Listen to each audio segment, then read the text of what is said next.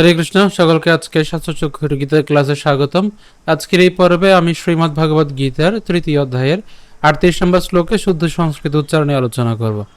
তো আমাদের এই শাস্ত্রচক্ষু চ্যানেলটিতে যারা নতুন, কৃপা করে আমাদের এই শাস্ত্রচক্ষু চ্যানেলটিকে সাবস্ক্রাইব করবেন, এবং ইতোমধ্যে যারা আমাদের এই শাস্ত্রচক্ষু চ্যানেলটিকে সাবস্ক্রাইব করেছেন তাদেরকে অসংখ্য ধন্যবাদ।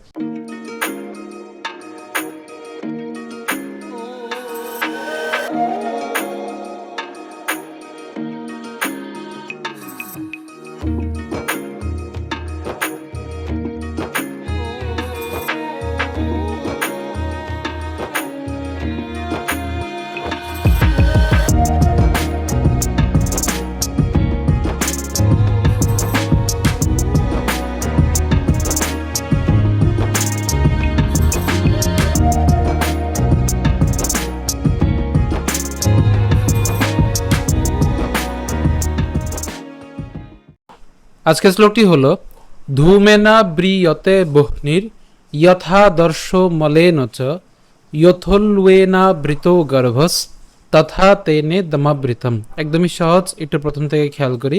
এর উচ্চারণটা হচ্ছে ধূমেনা, ধূমেনা ব্রিয়তে, ব্রিয়তে, ধূমেনা ব্রিয়তে বহ্নির। এখানে একটু খেয়াল করি, এখানে আমরা যদি যুক্ত বর্ণটি ভাঙি, বহ নীর, কেন এই যে আমাদের হয় এখানে যে যুক্ত বর্ণটি রয়েছে একে আমরা ভাঙলে হ যুক্ত দন্তন্য পাই, ঠিক আছে। সো বহ নীর, এই রেফটার জন্য আমরা র হসন্ত পর্যন্ত উচ্চারণ করলাম, বহ নীর। এরপর যথাদর্শ, যথাদর্শ ধূমেনা ব্রিয়তে বহ্নির যথাদর্শ মলেন চ, মলেন চ। এরপর ইয়থোল, এই যে ল পর্যন্ত উচ্চারণ করলাম, ইয়থোল ল পর্যন্ত উচ্চারণ করলাম। এখন এখানে যে ব আছে, এই বটা হচ্ছে আমাদের অন্তস্থ ব, যার উচ্চারণটা উয়োর মতো। তো তার সাথে আবার একার আছে, সো একে উচ্চারণ করলে উয়ে, উয়ে না, তাহলে ইয়থল উয়ে না, ইয়থল উয়ে না, একসাথে উচ্চারণ করলে ইয়থল উয়ে না, ইয়থল উয়ে না বৃত গর্ভস, দন্তস পর্যন্ত উচ্চারণ করলাম, গর্ভস। বাকি থাকবে তো তথা তেনে দমাবৃতম। একদমই সহজ, যদি একটু ভেঙে ভেঙে ভেঙে আমরা একটু যত্ন সহ করি তাহলে উচ্চারণ করাটা একদমই সহজ। আমি আবার প্রথম থেকে বলছি, ধূমেনা ব্রিয়তে বহ্নির, ধূমেনা ব্রিয়তে বহ্নির যথাদর্শ, যথাদর্শ মলেন চ ইয়থোল, ল পর্যন্ত উচ্চারণ করলাম, ইয়থোল উয়েনা, ইয়থোল উয়েনা বৃত গর্ভস, গর্ভস তথা তেনে দমাবৃতম।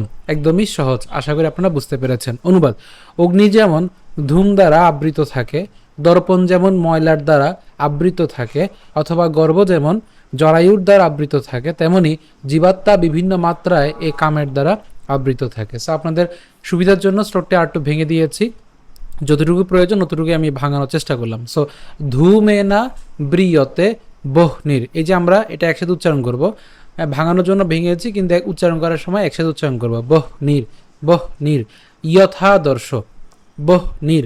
এটা বারবার যখন একসাথে প্র্যাকটিস করতে থাকবেন তখন অটোমেটিক্যালি চলে আসবে, বহ নীর যথাদর্শ মলেন চ ইয়থোল, ল হসন্ত পর্যন্ত উচ্চারণ করলাম, উয়ে না, ইয়থোল উয়ে না বৃত গর্ভস, ইয়থোল উয়ে না বৃত গর্ভস তথা তেনে দমাবৃতম। আশা করি আপনারা বুঝতে পেরেছেন। তো শ্লোকটা যদি আমরা সুর করে পাঠ করি তাহলে কেমন হবে?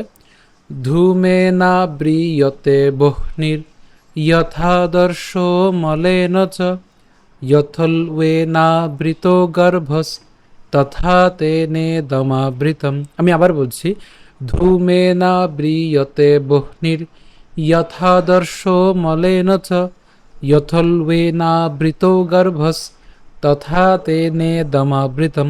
তো আজকে ভিডিও এ পর্যন্ত। যদি ভিডিওটি ভালো লেগে থাকে অবশ্যই আমাদের শাস্ত্রচক্ষু চ্যানেলটিকে সাবস্ক্রাইব করবেন, এবং ইতিমধ্যে আপনারা যারা আমাদের এই শাস্ত্রচক্ষু চ্যানেলটিকে সাবস্ক্রাইব করেছেন তাদেরকে অসংখ্য ধন্যবাদ। ধন্যবাদ সকলকে।